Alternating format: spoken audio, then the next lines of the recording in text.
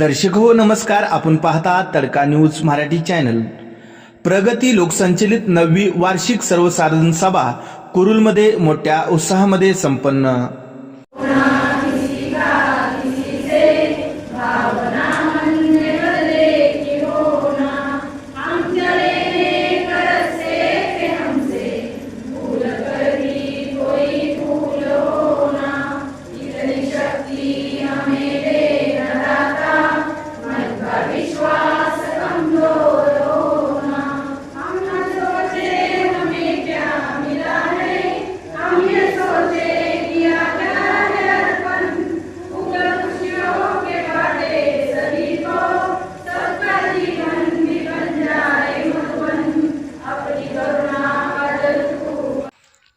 प्रगती लोकसंचलित वार्षिक सर्वसाधारण सभेसाठी उपस्थित प्रमुख मान्यवरांचा फेटा पुष्पगुच्छ देऊन स्वागत करण्यात आलं.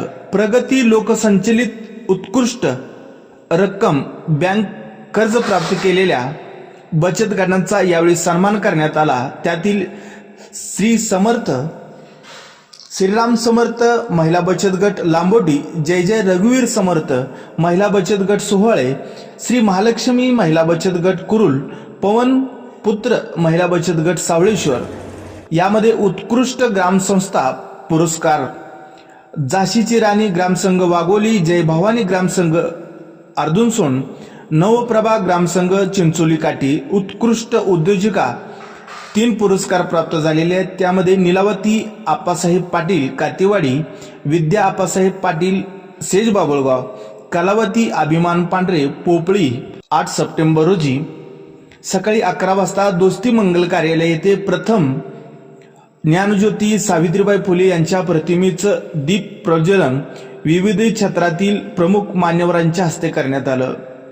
या प्रसंगी कार्यक्रमासाठी उपस्थित पाहुणे माजी DYSP व कुरुलगावचे सरपंच शशिकांत माने, भाजपचे बाबासाहेब तात्या जाधव, जिल्हा उद्योग केंद्र चेतन चव्हाण, जिल्हा समन्वयक अधिकारी मनसूर पटेल, सहजिल्हा समन्वयक अधिकारी दीपक टेकाळे, तालुका कार्यक्रम व्यवस्थापक रणजित सेंडे, तालुका मूल्यमापन अधिकारी प्रशांत बाळासाहेब गायकवाड, उपजीविका विकास सल्लागार मोहोळ योगेश भारत बोडके, बँक ऑफ इंडियाचे व्यवस्थापक संतोष दळवी.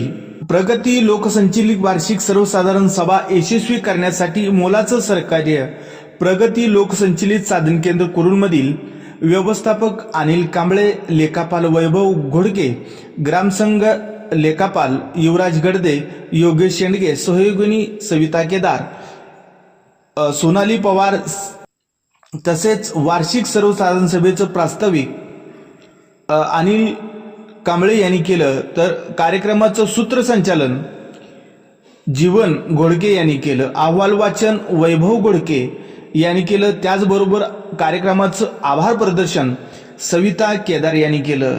अशाच प्रकारच्या राजकीय सामाजिक क्षेत्रातील ठळक घडामोडी पाहण्यासाठी तडका न्यूज मराठी चॅनलला सबस्क्राईब करा, जेणेकरून आपल्या भागातील ठळक घडामोडी आपल्याला पाहायला मिळतील.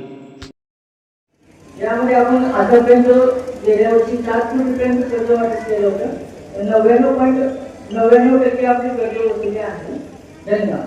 सरकार, महाराष्ट्र शासन आणि सोलापूरची जी आघाडी बँक आहे, बँक ऑफ इंडिया, या तिघांच्या संयुक्त विद्यमानं गेल्या 11 वर्षापासून कौशल्य विकास करण्याचं प्रशिक्षण ही ज्या पद्धतीने काम करत आहे त्याचसोबत बँक ऑफ इंडिया देखील खांद्याला खांदा लावून काम करत आहे. आता माझ्याकडे स्पेसिफिक डेटा नाही, पण आपण जर बघायचं झालं तर महिला बचत गटासाठी जवळपास 170 बचत गटांना 9 कोटीपेक्षा जास्त फायनान्स आणि बँक ऑफ इंडिया कुरुल शाखेने भव्य कार्यक्रम या ठिकाणी आयोजित केलेला आहे. या कार्यक्रमासाठी उपस्थित असतील अध्यक्ष असतील, सर्व स्टेजवरील आमच्या माता भगिनी, सर्व पदाधिकारी, सर्व अधिकारी, या सर्वांच्या मान्यवरांच्या उपस्थितीमध्ये सर्व समोर बसलेल्या आमच्या माता भगिनी, या सर्वांच्याच साक्षीने अतिशय उत्कृष्ट असा कार्यक्रम या ठिकाणी आयोजित केला. या कार्यक्रमाचं स्वरूप बऱ्याचदा मान्यवरांनी आपल्या समोर व्यक्त केलेलं सांगितलेलं आहे. वस्तुस्थिती कशी आहे की प्रत्येक कुटुंबाची आर्थिक परिस्थिती सुधारली पाहिजे, प्रत्येक कुटुंब स्वतः सक्षम झालं पाहिजे, हा या योजनेचा शासनाचा असेल किंवा निमशासकीय असेल किंवा या गावातील पदाधिकारी असतील किंवा स्टेजवर बसलेले सर्व अधिकारी असतील किंवा बँक ऑपरेटरचे अधिकारी असतील, त्या सर्वांचा समन्वय करून प्रत्येक कुटुंबाची प्रगती झाली पाहिजे, हा त्याच्या पाठीमागचा उद्देश आहे. सर्वसाधारण सभा आज आपण या ठिकाणी संपन्न करतोय. ही सभा संपन्न करत असताना महाराष्ट्र राज्य ग्रामीण जीवनोन्नती अभियान अंतर्गत या लोकसंख्येने साधन केंद्राची 2016 साली स्थापना झाली. आणि महिलांनो, या अभियानाच्या माध्यमातून महिला आर्थिक विकास महामंडळाने ज्यावेळेस या तालुक्यामध्ये 2012 पासून सुरुवात केली, त्यावेळेस या तालुक्यामध्ये पूर्वी 4 लोकसंजीवनी साधन केंद्रामध्ये तेजस्विनी अभियानाच्या अंतर्गत, तेजस्विनी प्रकल्पाच्या अंतर्गत त्या ठिकाणी काम सुरू होतं. या सीएमआरसी मध्ये किंवा या ठिकाणची पण काय राहावं त्याच्यामध्ये आपण घेतली होती. महाराष्ट्र राज्य ग्रामीण जीवनोन्नती अभियान, ज्याला आपण MSRA म्हणतो, त्या अभियानाची सुरुवात झाल्यापासून आपण या मध्ये सर्वप्रथम बचत गट, ग्रामसंघ आणि आपला प्रभाग संघ, ज्याला आपण सीएमआरसी म्हणतो, या 3 स्तरीय संस्थेच्या माध्यमातून आपण या ठिकाणी अंमलबजावणी करत आहोत. आणि तुमचं महिलांचं या ठिकाणी कौतुक यासाठी की आपण आपले बचत गट बळकटीकरण करण्याबरोबर ग्रामसंघ आणि प्रभाग संघ हे स्थापन केलेच, परंतु याच्यामध्ये जे काही संस्थात्मक स्वरूप आहे त्याच्यामध्ये तुम्ही जास्तीचा अधिकचा वेळ देऊन आपल्या संस्था बळकट कशा होतील, बचत गट कसे पुढे चालतील, ग्रामसंघामध्ये निधीचा वापर कशा पद्धतीने होईल, प्रभाग संघाच्या बैठकामध्ये तुम्ही येऊन तुमच्या अडचणी मांडणं किंवा त्याच्यावर सोल्युशन काढणं, या सर्व गोष्टी या लोकसंचालित साधन केंद्रामार्फत चांगल्या पद्धतीनं अंमलबजावणी होत आहे. आणि याचे जे काही शिलेदार आहेत, आमच्या लोकसंचालित साधन केंद्राच्या सर्व कार्यकारी मंडळ या प्रत्येक सीएमआरसीच्या प्रत्येक गावातून आपण त्या ठिकाणी त्यांना या कार्यकारी मंडळावर घेतलेला आहे.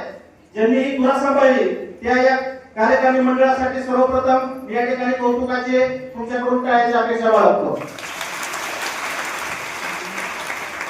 आमच्या या कार्यकारी मंडळाच्या माध्यमातून प्रत्येक महिन्यामध्ये प्रभाग संघाची किंवा त्या सीएमआरसीची प्रत्येक महिन्यामध्ये बैठक होते. आणि या बैठकीमध्ये तुमच्या त्या ग्रामसंघामध्ये असणाऱ्या अडचणी, त्या ठिकाणी येणारे काय चांगल्या गोष्टी घडत असतील, काय त्या ठिकाणी येणारे अडचणी असतील, याच्यावर आम्ही आमच्या लोकसंचालित साधन केंद्रामध्ये कर्मचारी आहेत, त्याच्यामध्ये तुमच्याकडे 3 सहयोगी, ज्याला आपण एरिया कोऑर्डिनेटर म्हणतो, 2 ग्रामसंघ लेखापाल आहे, त्या ठिकाणी जवळपास 12 ते 15 सीआरपी आहे. आणि या सर्वांच्या माध्यमातून आम्ही आमचा सगळा स्टाफ आहे, कर्मचारी वर्ग आहे, त्याच पद्धतीने आमची तालुक्याची टीम आहे आणि जिल्ह्याची टीम आहे.